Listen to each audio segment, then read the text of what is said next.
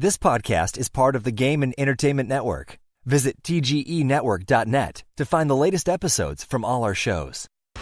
It's time for AggroChat, the official podcast of the Tales of the Aggronaut blog and stalwart gaming community, where we talk about stuff and things, and the stuff about the things, and sometimes gaming. I'm Belgast, and let's start the show. Hey folks, it's that time again. Time for another episode of AggroChat. This is episode 205. Tonight I'm joined by Ashgar. Hello. Grace. Yay, I'm not first. Kodra. Hello. And Tam. Hello, what's up? This is going to be an interesting show. Tam has been day drinking today. No, I'm entirely under control. Grace is also melting. I am, in fact, melting. But the proposition of a sauce Tam on the podcast was enough to make her put up with the fact that she's melting and has no AC right now. So, we were going to record the Game of the Month show this week, but we're missing a Thalen, so we're postponing that for another week. And we're recording a pseudo-normal show. Wait, where's Thalen? We miss Thalen. Thalen is awesome. I didn't know he was... I mean, I realized he's not here. I didn't realize that he wasn't here, officially. Yeah, no, he's officially not here. Oh. He's not a person logged into this channel. Look, I'm aware of that part. Look, I can read names. Okay. I just didn't... I thought it was just we didn't know where Thalen was, not Thalen was officially not here. No, he posted earlier. We know where he's at. In fact, you know where he is because you responded to that. That seems like giving Tam a lot of credit right now. Wait, what? Oh, shit. Yes, you had a conversation about this, apparently. It's fine. Don't worry about it. So, things this week. Dauntless launched. Yay! So, and by launched, I mean they did an open beta. They launched. But by launched, I also mean they publicly said they're not going to do any resets. So yay, they had a rough launch. They're a free to play game going into open beta, which is the same as launching. Yep. And they have login queues of 100,000 players. They go surprisingly fast, though. When I tried to log in this morning, there were 132,372 people in front of me. There are a lot of people salty about waiting for 7 hours to log in. I mean, that seems like a reasonable thing to be salty about. Agreed. Yeah, no, I'm not saying it's not worthy. This came out on the 24th, and that night I tried to log in and saw the nonsense number and just left it running, apparently, not even realizing I left it running. So when I got up in the morning on Friday, I had Dauntless music playing in the background because the game had pushed me through the queue and logged me in at some point. So yeah, that seems to be a winning strategy of getting in, is just leave the thing running and go do something else for a while. Effectively, this game is simplified Monster Hunter with a better awareness of how the internet works. That's not hard. It has the traditional trappings of an MMO where you have, friends lists and guilds and the ability to invite people to a group, and then go do stuff together without somehow joining a session ID and posting a quest and all being on the same quest. And it has actual random queues other than SOS roulette nonsense that I do. The moment you say random, the moment you say the phrase session ID, I'm already mad. Why? Because it's such bullshit. The Monster Hunter nonsense? Yes. Yes. Like if I could somehow graft the part of this game that is aware the internet is a thing onto Monster Hunter World, we would have such an amazing experience. The opening town is pretty cool. There's a lot of stuff here. I don't think a lot of it does anything yet, but it's a cool sky piratey pseudo-nautical themed thing. Everything involves airships as you fly to these floating islands that I'm not really sure why they're floating other than ether, which is the thing that we're apparently harvesting from the behemoths, not monsters. Ether is delicious. And we're slayers, not hunters. Apparently the monsters actually think ether is delicious, and that's why you need to kill them. Yes, because they're eating the islands away. So basically, it's a lot like Bismarck from Final Fantasy XIV, where Bismarck is slowly destroying the islands, and apparently these monsters are slowly destroying the islands as well. Maybe you should go slay them before they can, destroy all the islands. Yeah. It does not have anywhere near the depth of weapons. For the most part, hammer is hammer. I thought hammer was greatsword. Hammer feels... Axe greatsword. Axe is greatsword. Axe is absolutely greatsword. Like, it's got the charge up mechanic and the, failed swing if you don't time it right. It's absolutely greatsword. Sword, for the most part, seems to be longsword, or at least some equivalency of longsword without the crazy aerial maneuvers. Last I was playing at a show, it seemed like they couldn't really decide what they wanted it to be, so it was a sort of fast weapon, but it was, at least it shows that it was the fastest weapon they had. It is the fastest weapon. Well, no, dual blades, or dual pickaxes, whatever you want to call it, that is actually the fastest weapon, and it is pseudo-ranged, in that it's a really long range attack, or it has the ability to, throw your weapon at the thing that then boomerangs back to you. But there are no proper ranged weapons in this game, right? Well, hammer can fire a shot, so hammer is also sort of gun lance. But there's no bow or There's no bow, no gun. No ranged weapon. It's all melee weapons right now. Wow, my interest in this game suddenly tanked. Yeah, went so from mildly interested to nope, done. Yeah, so there's sword, hammer. What do they actually call this thing? Chain blades, axes, which are currently locked, and war pikes, which are currently locked. And war pike looks a lot like insect glaive minus the insect. It is a spear. What do you mean locked? Do you mean you can't start with them? You cannot start with them. You have to raise your faction with the smithy to be able to learn how to use axes and learn how to use spears. Got it. You basically start as sword. But you have all the other three main weapons, which are hammer and chain blades, are sitting in your inventory. So, if you really want to use one of them, you can just equip it real quick. And you don't start with hunting any wildlife. You just go after a behemoth straight away. That's what you do. There's no cooking a steak. There's no collecting anything. There's just go kill a behemoth. The boss fights themselves are fairly simplified versions of the Monster Hunter fights. And I think what makes them feel a little bit more simplified is the fact that, your dodge is really freaking powerful. You could just straight dodge through attacks and not take damage from them. I did notice during the show demos that the dodge has way, way more iframes than you get in Monster Hunter. Yeah, you were invulnerable for a very long time, and there's equipment that you can equip that increases the amount of time you're invulnerable for. There's also a lot of things that are you gain additional part-breaking damage after you've dodged. So there's some weird interplay with some of the weapons like that, where dodging around actually makes your attack stronger. But you start hunting these, behemoths, and you collect ether and save the day and allow your ship to get back to town. And from there, you're very much in the traditional Monster Hunter cycle of things where, various folk in the town want you to go do things. Most of which is go hunt different monsters that you've not seen yet. I think I'm through 5 behemoths at this point, and there's still various reasons that I should probably hunt other ones more often. There doesn't seem to be anything that's the equivalent of the expedition from Monster Hunter World, where you can just roam around and collect resources in the world. Are the fights timed? The fights are timed.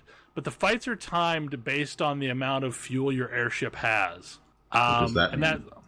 Well, it's just an artificial measure that basically, the airship drops you and your party off, and then flies around waiting to pick you up. And I have not gotten close to running out the timer. They all seem to be about 30 minutes. But I would guess whenever the timer runs out, you all have to evacuate in the airship because it's running out of fuel. Why don't they just land the airship? Because they have a wing on the bottom of the airship. It's inconvenient. Like, seriously, all the airships have, like, wings on the top and the bottom and the sides. Then how do they dock them? Like, ramps that go out over the giant chasm to get into them. I don't know. Maybe they haven't thought this out. Maybe they haven't thought this through very well. Clearly. But, like, I think they're more like blimps than traditional airships. Because I'm looking out right now in the dock area, if you can call it that, and they're just floating there. Like, not being powered up or anything. So I guess ether? Then Ether how do they makes them run out float? of fuel? Because there's a limited Wizard supply did of it. ether. It's, I don't know. But it seems like they shouldn't just have them floating all the time. Look, I I didn't don't know, it seems design like a this bad game. reason. I didn't design this game. I appreciate that they tried to give a reason other than you need to be back in 50 minutes, but they should have picked a better reason. Right. So true. But yeah, so you can't actually see the other players on your map, which is a little weird. And as a result, you're given these flares you can throw up. That way, when you need to get the other players to converge on your location, because shocker, the Behemoths run every so often to another area and you can't really track them. So you have to go find them. But thankfully, like, the islands themselves are relatively small, so they've usually gone to an adjacent area of the islands. All in all, it's like really, I enjoy it. It's just, it feels like this is a very simplified version of Monster Hunter World. If you had asked me 5 months ago, I would have said that would be a good thing.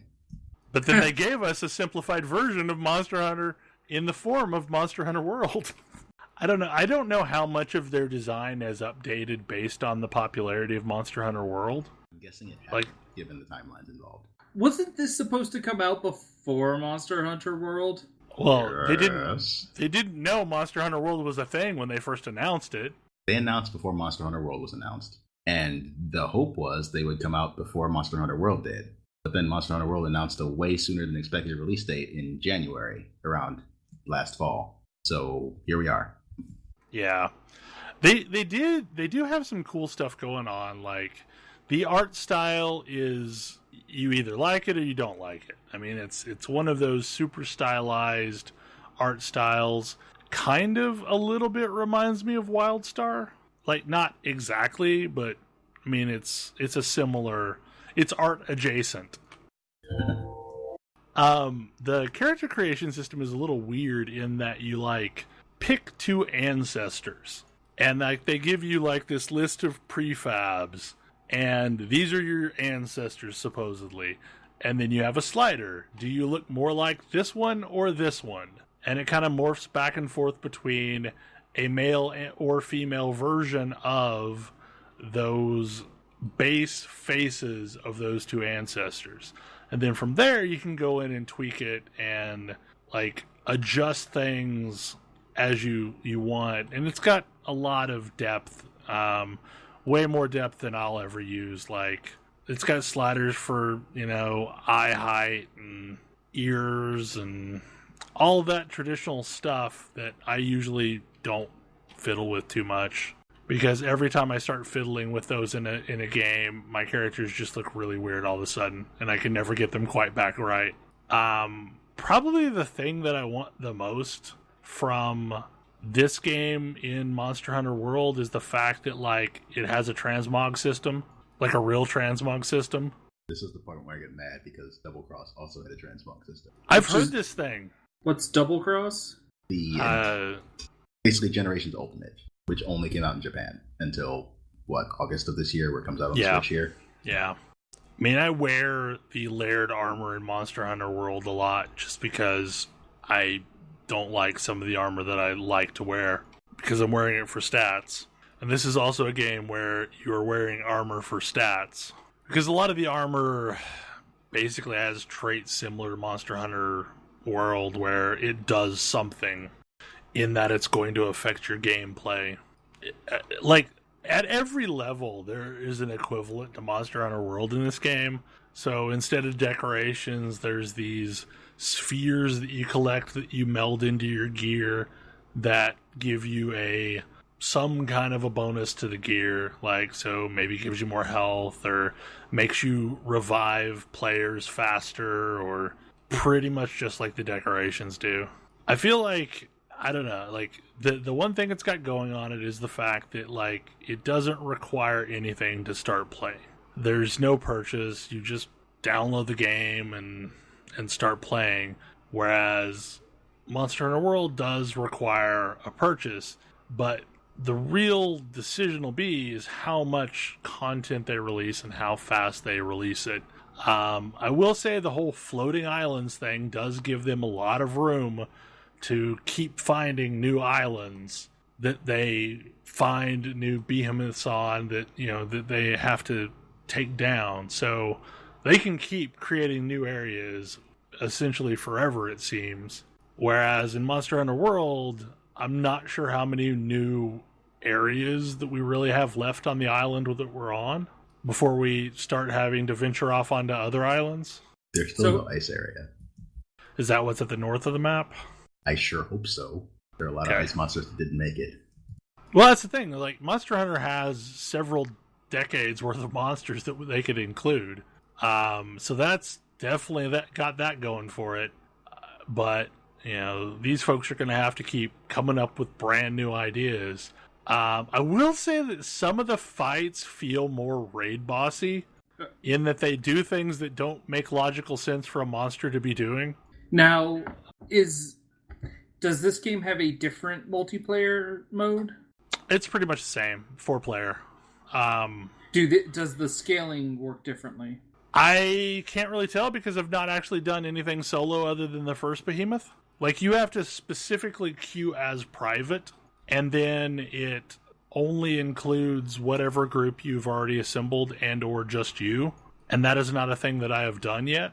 There's essentially there's quests that you can go off on, but then there's 3 map modes where there's patrol, which is you're going to get thrown on an island and you're going to while there find a semi-random behemoth that could appear in that biome, and then your team is going to take that down and you're going to get more monster resources for doing that. Because of the random chance as to which behemoth you're going to encounter. Then there is Expedition, which confused me because it's nothing like Expedition in Monster Hunter World, in that you are asked to go take out a monster, but instead of getting bonus monster parts, you get bonus resources. And then finally there is Pursuit, I think is what they call it, where you get to choose a specific monster that you're going to go hunt. And there may be other things, but that's all I've experienced so far. I mean, it feels very Monster Hunter-y, except for, like I was about to say, like, some of the boss fights are a little weird in that, like, there's this flame turtle, and the flame turtle shoots fireballs that then leave molten slag on the ground. But every so often, the turtle will, like, enrage and shift modes and will, like, shoot jets that are like flamethrowers coming out of its shell that rotate around it, and you have to stay in between the jets to attack while that phase is going on. So, yes, we've seen that in, like, an MMO boss fight, but it would probably feel really weird in the Monster Hunter universe. Mm-hmm. So there's been a lot of that in some of the newer monsters that I'm encountering. They seem to be very tier-based, to where, like, the first tier will be these 2 monsters, and then the next tier will be 2 more monsters. And as you keep moving up, you keep getting more or slightly more complex fights. I feel like one of the things that Monster Hunter did super well was make all of their monsters, despite having, like, unique moves, feel natural. It sounds like this game is doing a That is not thing. doing that. It is not doing that. These are Monster Hunter in an MMO suit with sorta MMO boss fights. I mean, like, really, if you want to think about it in those terms, it's Monster Hunter but MMOized. Supposedly, like, there's some late game monsters that are almost like little mini raid encounters where they like warp reality around where you're fighting them, and then you have to fight not only the monster but like additional things that come in and attack you. So very MMO boss fight. Same kind of gearing model, collect parts, parts give you new stuff. You have a currency that you get that's somewhat generic that like you can use to upgrade armor and weapons. There's like an armor currency and there's a weapon currency. And it's not actually a currency, it's just parts you collect, but still, it feels like a currency, just like the armor spheres feels like a currency in Monster Hunter World. But I will say, like, on some level it does feel a little Monster Hunter-y in that I need to improve and I need to learn how to read the monsters better instead of more armor and gear makes the fight go smoother. I mean, it's worth checking out, but I do not know if I would suggest this over someone who is still really happy playing Monster Hunter World. But I do feel like the return of Kolv Taroth was maybe absolutely timed. And I did do some of that this weekend too, but not a lot. And I didn't get any decent weapons yet. But yeah, I mean, it's worth downloading and trying if you can somehow fight your way through the queue. Because the queue boss is a thing.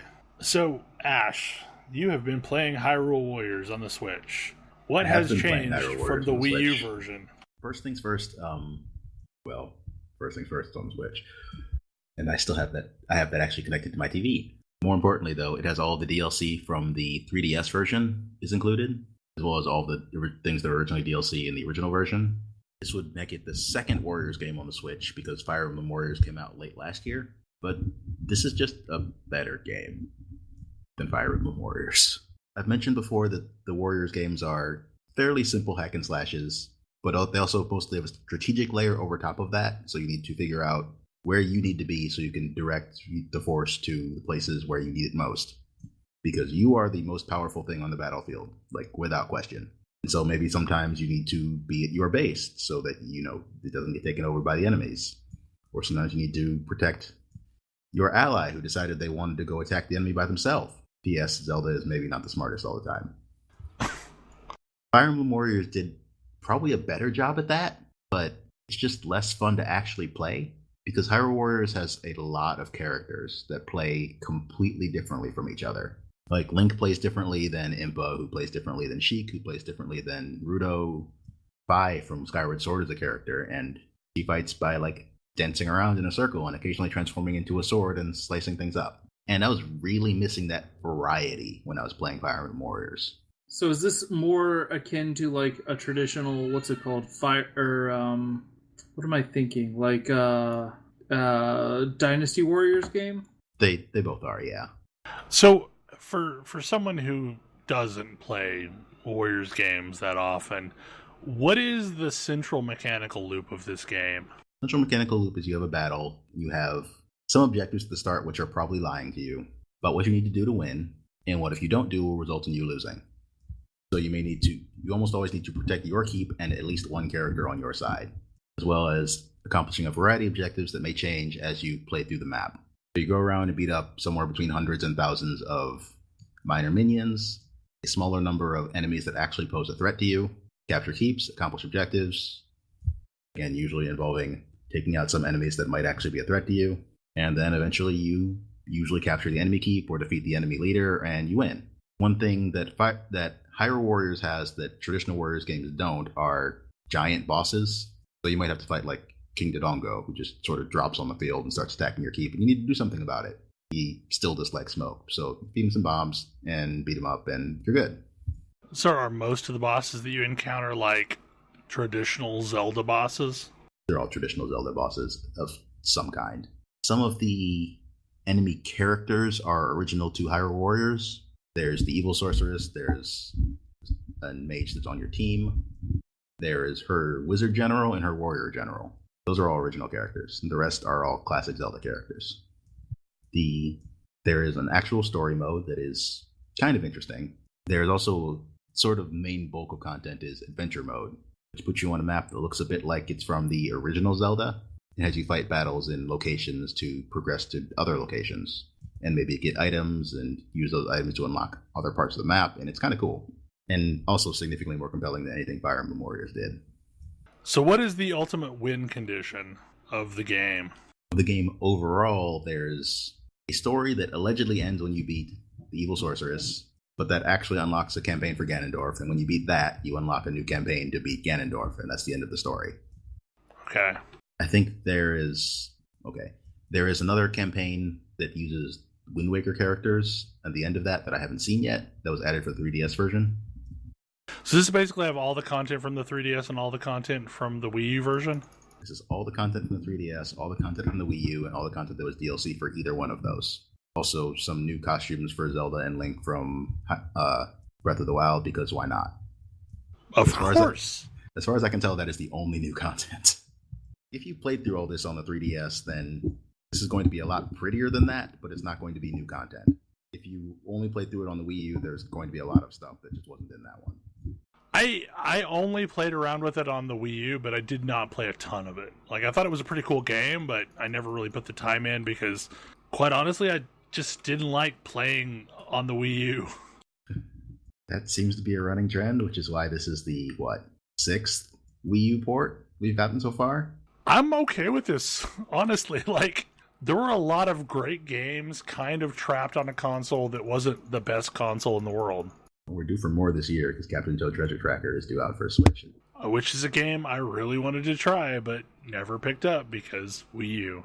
I guess the one of the questions that I have is, like, how easy is this to kind of pick up and put down and pick up and put down? Because, like, I'm always looking for things that I can piddle around with on my lunch break and be able to put down when someone comes over and asks me a question and not be in a bad situation with that. It plays in sort of 15 to 20 minute chunks, but unlike games like Monster Hunter or whatever, you can pause. Okay, that's good. I'm starting to realize how much I like games that let you actually pause.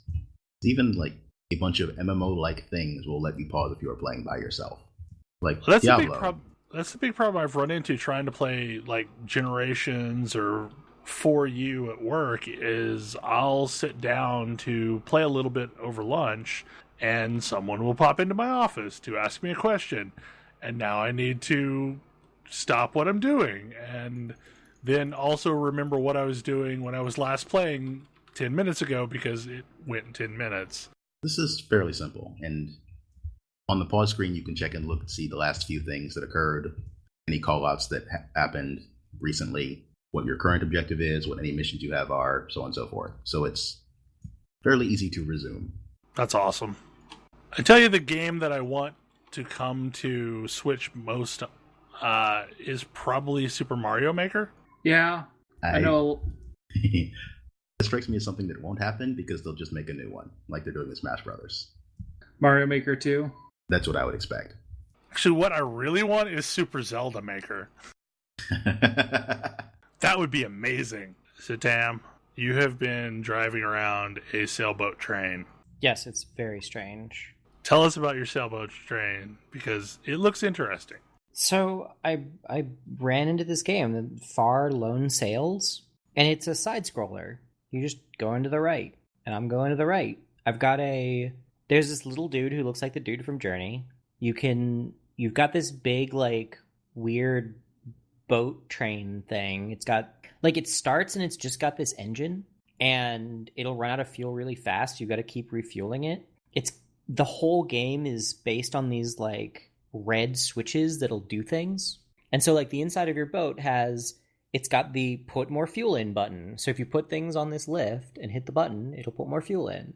And it's got the go forward button and the vent steam button, because as you're using your engine, you'll build up more steam. And it's got the, like, brake button, like, if you want to stop. And as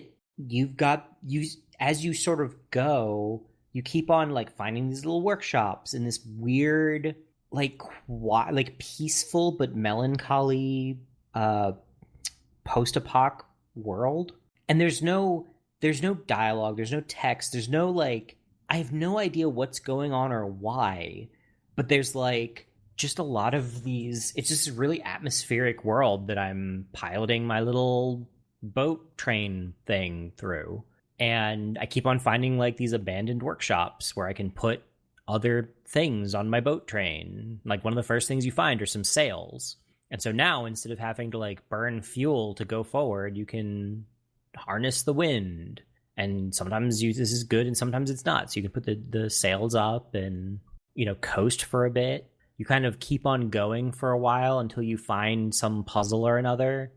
Like I got hit by lightning, so I had to repair my boat train thing, and I had to go find a workshop that had a repair thing in it, and then that got added to my vehicle. So I'm like slowly amassing more stuff, and it's more like, it's this weird mix of, I'm kind of just maintaining this thing's forward motion, but also solving puzzles and wandering this weird world.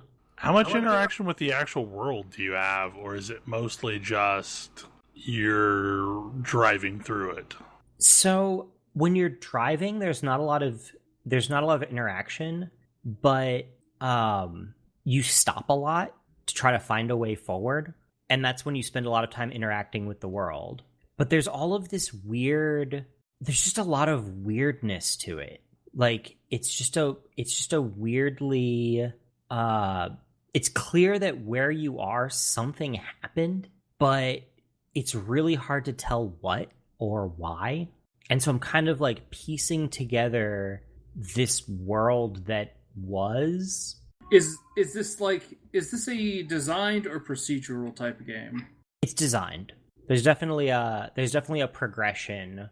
There's definitely like, I'm getting more things as I make my way through this world on my big weird vehicle thing.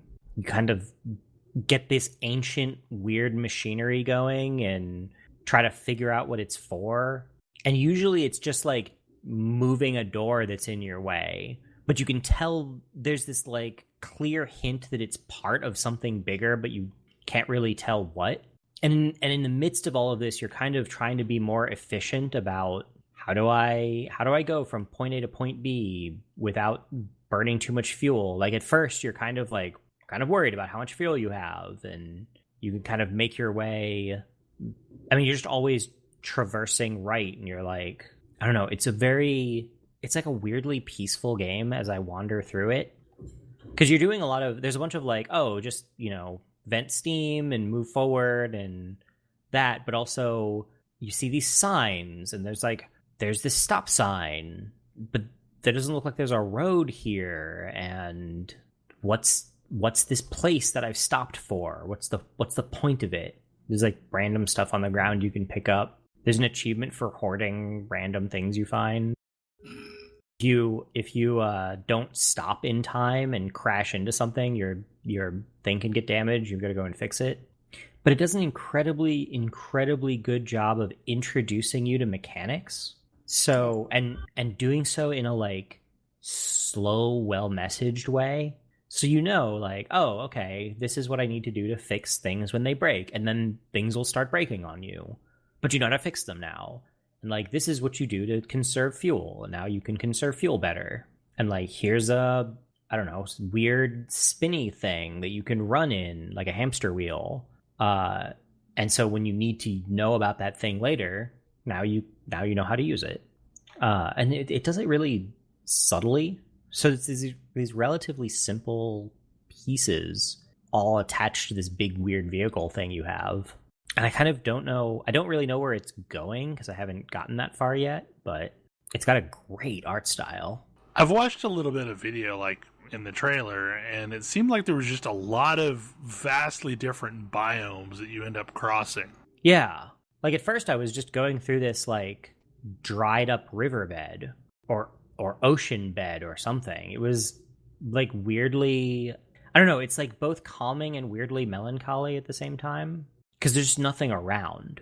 And like it starts with you setting out from some unknown grave, but it's not really clear, like, I mean, it's like, okay, you built this thing, but why and where are you going? And I don't know. There's a bunch of interesting questions that I haven't had answered yet. So is it kind of in the same vein as The Witness in that there's some kind of narrative happening, but you're just not sure what it is, and they're not telling you a lot about what's going on?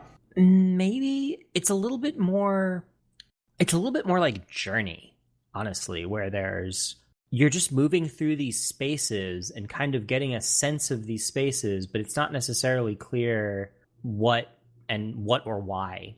What are these spaces for, and what are you doing with them, and what's the whole point? You just know you have to go the other direction. Yeah, you just go in a direction because that's where you're going. And like I recently got to a thing where I was like, right now I'm replacing the wheel. I'm doing this elaborate puzzle to replace the broken wheels with much nicer wheels. And it wasn't clear that that's what I was doing until I got sort of partway through this whole process. But then my boat thing has nicer wheels. And that's cool. I like that. I'm curious what the ultimate point is going to be. Me too. I'm curious. I'm like weirdly curious just because I don't know where this is going, and I kind of want to know where this is going because it's oddly compelling. Much like I said, much like Journey was. Because Journey was really good at, I don't know why I'm going forward, but I'm going forward because forward is where you go. So let's keep going forward. This is a game that I think would be, if it were slightly more complicated, would be really interesting with multiple people because you could, like, different people could man different parts of the ship and you could find your way through it. I think that would be really neat. So is it first-person shooter? Or first-person game? No, it's a side-scroller. Okay.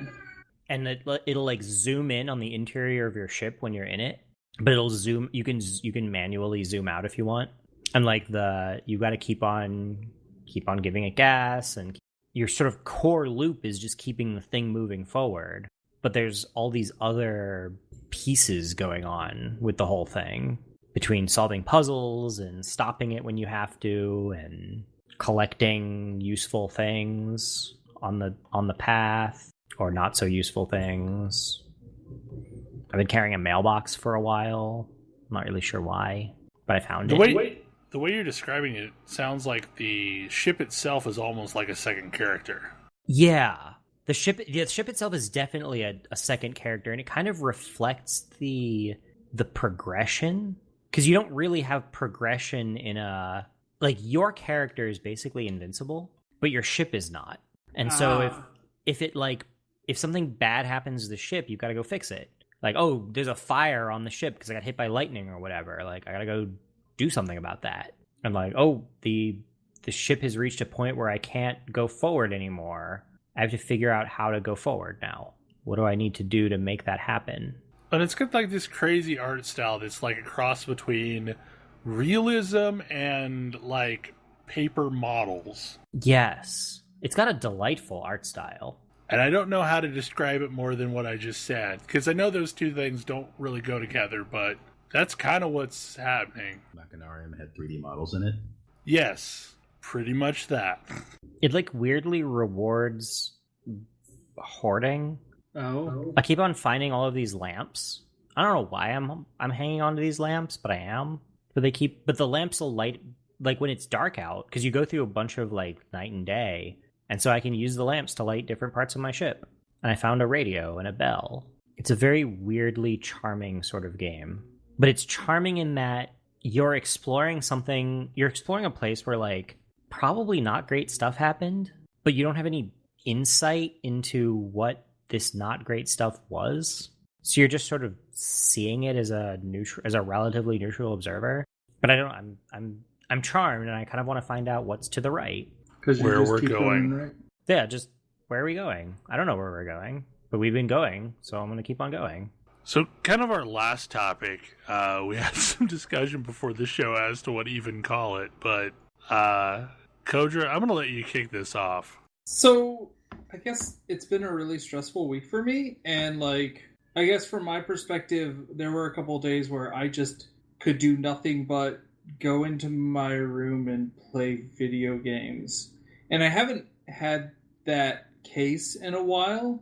and it's really interesting. Like now that that's something that happened to me, I'm like, man, like I guess it's been a while since I've just really needed to be playing video games to decompress and de-stress, and just the effectiveness at being able to play things that allow me to distract myself for a little bit. I feel that. I mean, like what you're describing sounds like the last, I don't know, decade or two Yeah, of my life. I'm with you, Belle. Like, I Like, is I this have not a lot how of everyone- anxiety, and games are definitely my preferred method of coping. It's like games and movies and media and any of these other things that like take my attention away from life for a bit are in essence almost a way of my brain healing itself up or enough, or either that or at least scabbing over enough to be able to handle the next day. And I For know me, that at sounds least, bleak, but like, games are probably the most effective way. Like, movies and, TV and passive consumption of things are not engrossing enough. Like, I end up still noticing my brain racing around or getting distracted. Same. And like, hobbies are good. Like, my working on my hobby stuff is also pretty functional, depending on how engrossing that happens to be. But there's just nothing like games for keeping me completely distracted. Yeah, definitely agree. and it's this weird juggling act too for me because like I know I also can only stay in that state for a period of time because there's things in the home that need to be dealt with, like there's animals and laundry and things like that. So like I don't know, like I almost feel bad in doing it sometimes too because there's stuff going on around the house when in the truth, like it's not the house that I'm escaping, it's the stuff outside of the house. I don't know if that makes a damn bit of sense. It's like the pressures of work and expectations of people needing stuff from me. And it's especially bad, like, because right now I'm going through a turtle phase again. Is this where you can just do nothing but, like, outside of work other than go into your room? Like, once I get home, I do not want to interact with another human being other than my wife. Like, when it's a big thing going on, and, like, I have a lot of stress happening right now over, like, the last month. And it is draining me completely by the time I get home. And just the thought of having to interact with even, someone in the drive-through window at a restaurant, like, almost seems like it's too much to bear. And this includes games. Like, I go through these same phases. And it includes my closest friends, and it includes any sort of even passive interaction with strangers in games. Like, other than just, like, I happen to see another player walk past me in an MMO. Like, anything more than that is probably too much. Yeah, I mean, especially, like, if I log on and I start getting messages from people, it's like the strongest version of a fight or flight instinct that makes me just want to run away and play something else until I'm not noticed and can just kind of quietly exist in my own little world for a while. And this is why, like, when using games as an escape mode, this is why it's so important that online games and various game services have some sort of invisible mode. Oh, yeah. Because I still want to play games. I need them for my mental health to be able to just distract myself from, the things that are causing me a lot of anxiety.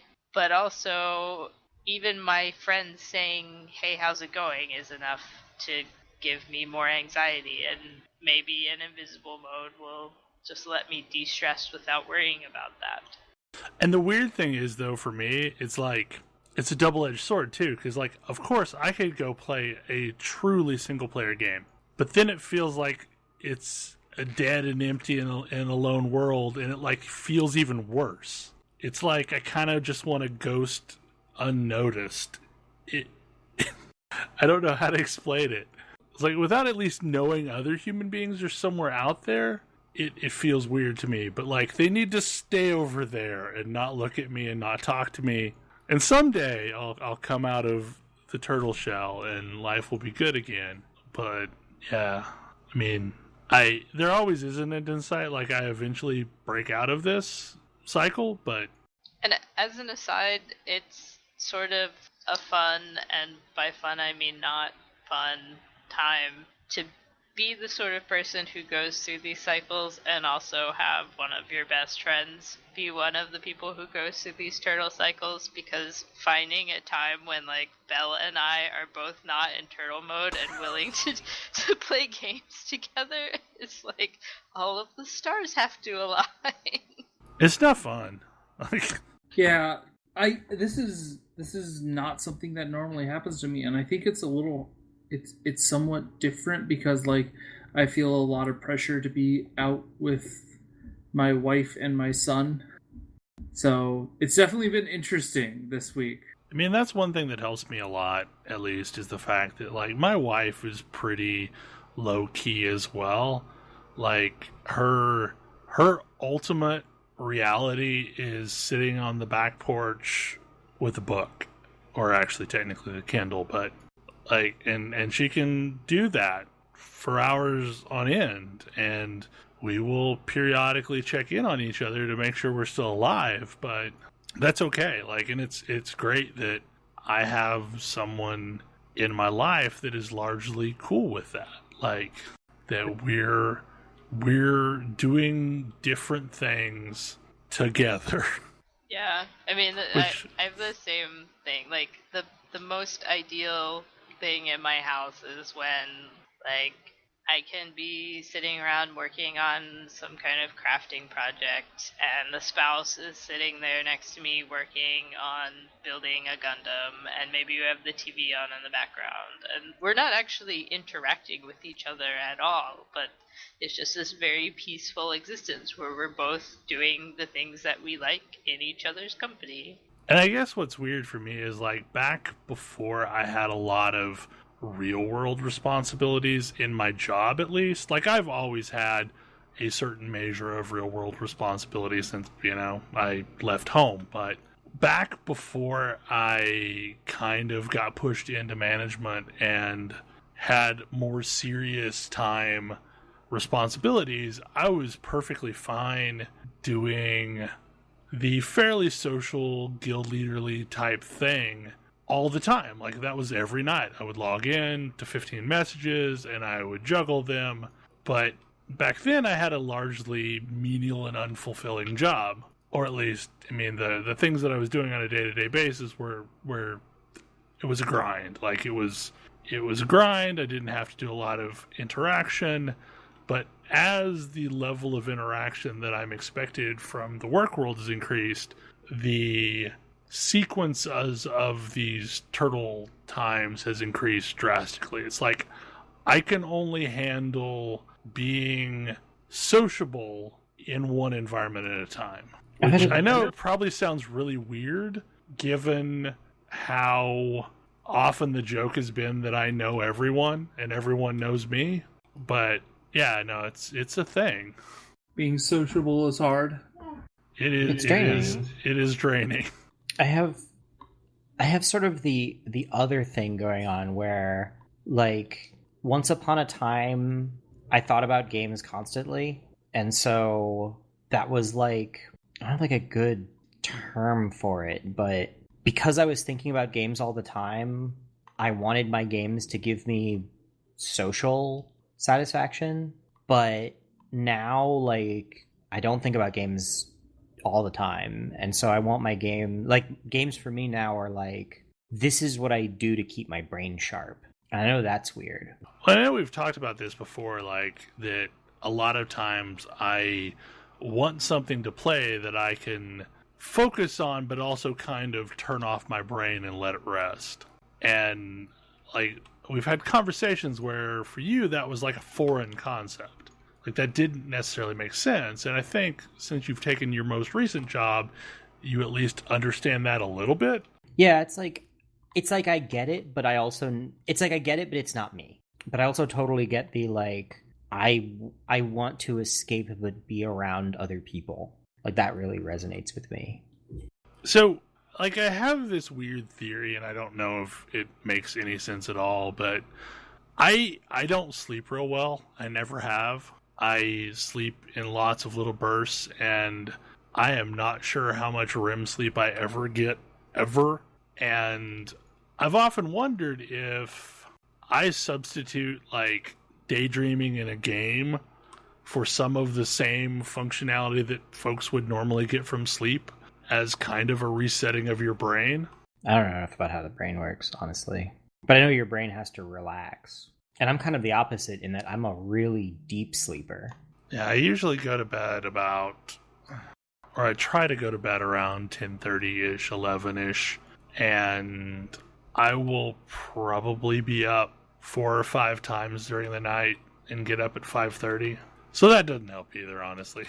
Yeah, so Kodra, when you like announced this topic, I thought it was interesting because like I didn't think you would probably mean it in the same way that I would traditionally mean it. Yeah, because one of the things that really helped me this week was actually getting that social time. Like the 2 days I really needed gaming. One night I played Here's a Hammerwatch with Ash, and then the next night I played Above and Below. We had board game night, so I played Above and Below with our weekly board game group. And being able to escape into games with mechanics and not think about, like, because this is also the first time in probably a very long time that I've just sort of let what was going on with work and the real world sort of pile in and really start to weigh me down. Yeah, I definitely understand the, like, from kind of a different angle, but I understand the I want to be social. I desperately crave being social, and I will, like, I want to, I'm escaping something different. I really do enjoy board games as sort of a in-person social activity that has, like, it is an activity with rules, and you can follow the rules of that game. I wish I enjoyed them more than I do. Yeah. The thing is like, I almost always enjoy myself once I get over the hurdle, but my God, that hurdle of getting me to do something is sometimes really huge.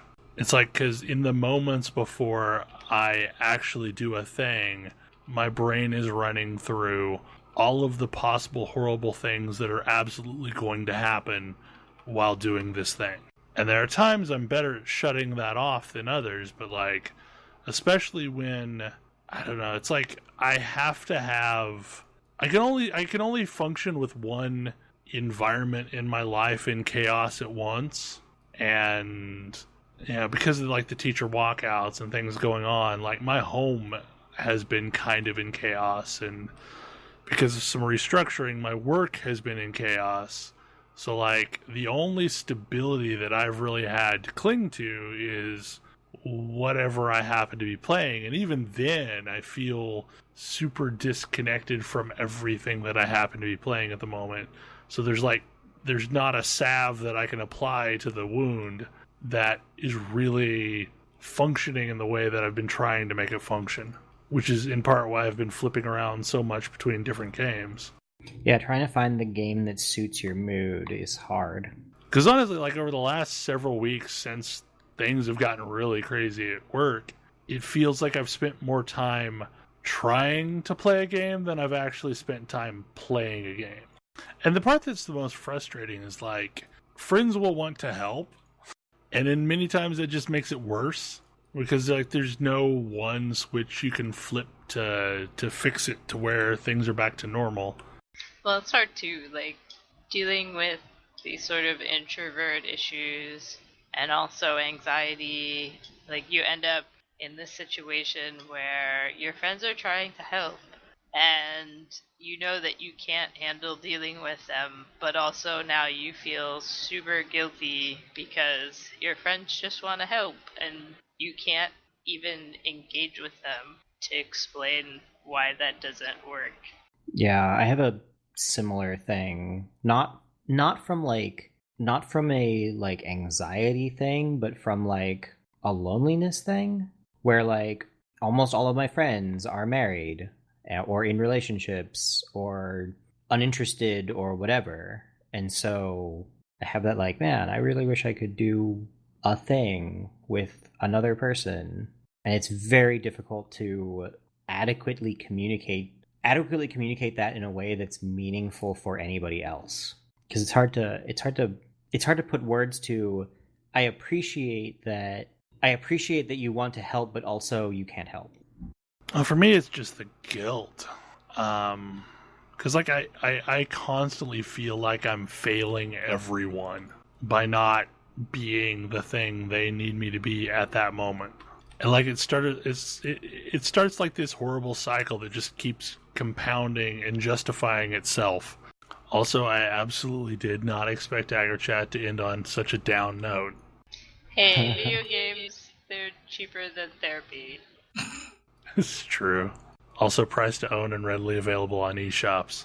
Anyway, even though we're not doing the Game of the Month show this month, it will be next month before we record another show. Yes, technically, next week will be next month. Who's picking the next game? That would be me. Ooh. So, the Game of the Month for June is basically all of you get to indulge in the fact that I like pixel art too much. Yay! So the game for June is Evil Land 2. Ooh. I've played Evil Land 1. Evil Land 1 is a fairly short, like, maybe 2-hour game that has a section about 3/4 of the way through that is better than everything else the game offers, in which you have to time travel between this 3D section and this 2D section and solve a Zelda-like dungeon puzzle. And they took that and thought, that was way better than the rest of this game. Can we make that into a game? And so they did. But also it includes other parts of Evil Land 1, including not knowing what genre it's actually in. It's a weird game. I like it a lot. It's one of my favorite games the year it came out. So here we are. It's the game for June. Hooray, game for June. And next week we will record the Heroes of Hammerwatch episode, because we'll finally have a Thalen, I hope. And maybe at some point this next week I'll actually get to play some multiplayer instead of just all the single player I've played. Anyway, hopefully you enjoyed the show, and hopefully we didn't bum you out too much. And if you do need somebody to talk to, yeah, please reach out, because it sometimes helps, but not always. But we're here, and we clearly like talking. Yeah. Anyway, we'll see you again next week. Good night. Good night. See ya.